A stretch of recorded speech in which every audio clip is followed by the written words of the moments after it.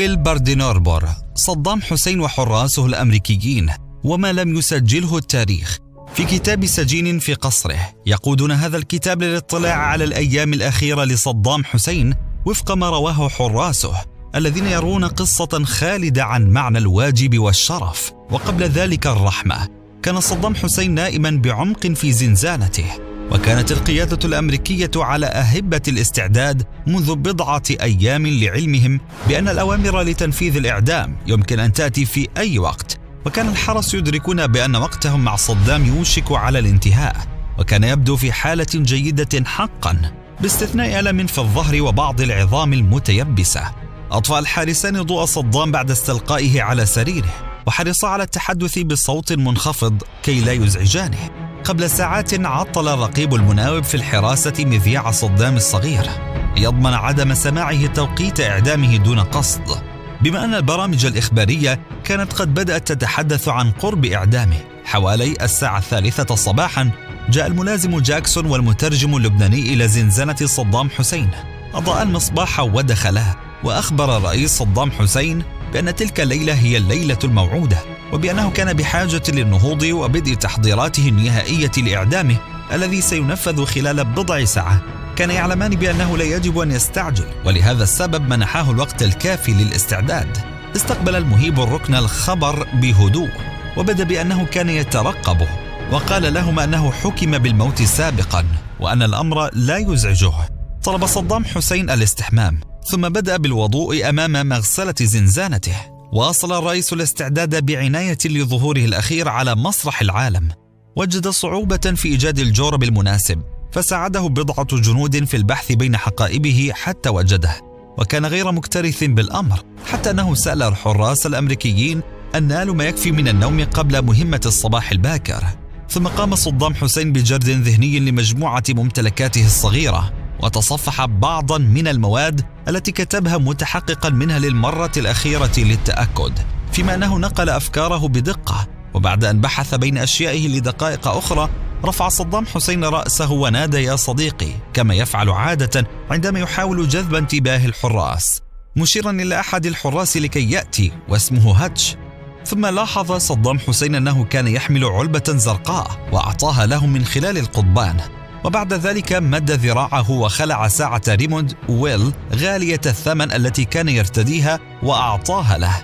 رد عليه: لا أستطيع أن أخذها. قال له صدام: أريدك أن تأخذها، أنت صديق طيب.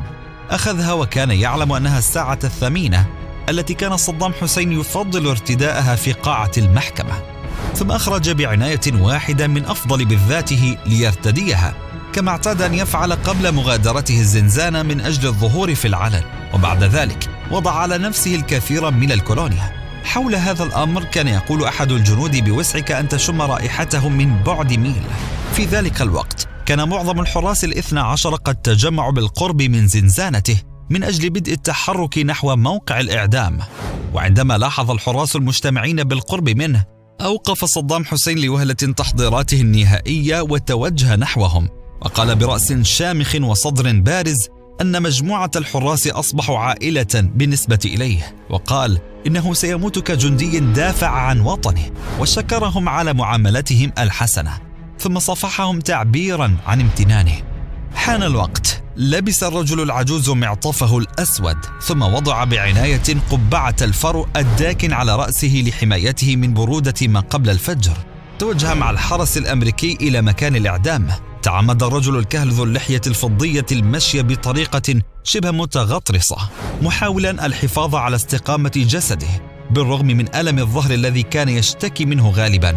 كانت ذراعه تتأرجحان بحرية على جانبيه. ركب الرجل إلى الطائرة بصحبة الجنود الأمريكيين، وبعد الوصول إلى المكان المقصود ركب الرئيس مع الجنود في مصفحة يبلغ وزنها 13 طنا. بعد مسير قصير حان الوقت لتسليم السجين. نهض عن كرسيه وعدل بحرص معطفه الأسود بعد أن اطمأن بأن الجولة القصيرة لم تجعده. عند خروج صدام حسين من العربة المصفحة الضخمة بدا تصميمه يشتد مع كل درجة ينزلها، كما كان أن يرغم نفسه على قبول مصيره برباطة جأش، متسلحا باعتقاده الراسخ الفخور بأنه كان يموت من أجل بلده. حيث قرأ قاض بصوت عال لائحة الاتهامات الموجهة عليه. كان صدام يحمل قرآنه بيده. توقف صدام ونظر إلى المشنقة ثم نظر إلى موفق الربيعي وقال له: هذه للرجال. بعد ذلك قاد الجلدان مقنعان الرئيس ولم يكونا يرتديان زيا رسميا. أما صدام فكان مثل رجل دولة في معطفه الغامق وقميصه الأبيض الظاهر من تحته، وكان أطول من قاتله بعدة سنتيمترات، وكانت طريقة مشيته ووقفته مثيرة للدهشة، إذ حافظ على جسده منتصبا مع تعبير شبيه بتعبير رجال الأعمال على وجهه، وحرم جلده من سعادة رؤيته يرتجف، بل اتبع إرشادات الجلدين بالانصياع دون خوف ظاهر، ورفض تغطية رأسه. وضع أحد الجلدين وشاحا برفق حول عنق صدام. شقت صرخته مقتدى السكون المخيف، ثم لمعت ومضات كاميرا، مما زاد من الطبيعة الرخيصة والشبحية للمشهد. ضحك صدام وردد بسخرية على المضايقات الطائفية: هي هاي المرجلة؟ فصاح أحدهم: إلى جهنم. فأجابه صدام: جهنم يعني العراق؟ ويقول الضابط السابق في CIA جون ماغواير: إذا استمعت إلى الفيديو مع عراقيين فسيقول لك الجميع أن الأشخاص في الغرفة كانوا خائفين. هناك خوف في الغرفة، لم تكن تلك أصوات انتصار، كانوا خائفين لأن صدام حسين لم يكن خائفا. كان صدام حسين في منتصف تلاوة الشهادتين عندما فتحت الأرضية من تحته، وظل جسده معلقا لبضع دقائق قبل أن يصغي طبيب لنبض قلبه بسماعته الطبية ويعلن موته.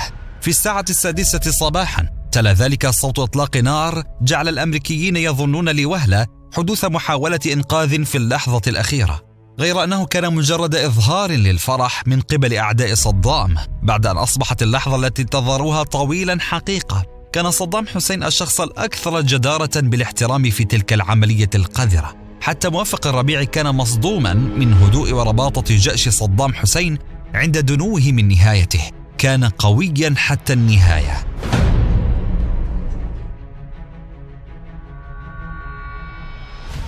الفرصة الكافية انطيناكم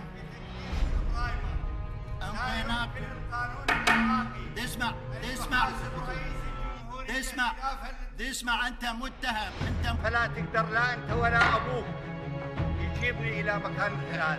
احترم نفسك، احترم نفسك انت.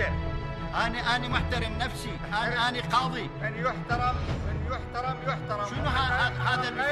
شنو هذا الأسلوب منك؟ البارحة فقط مو صراعك القديم بينك وبين أمريكا. بغداد هذول مو أبرياء مو عراقيين. صراع مستخدم مستكين. شنو دخل صراع بينك وبين أمريكا؟ له دخل.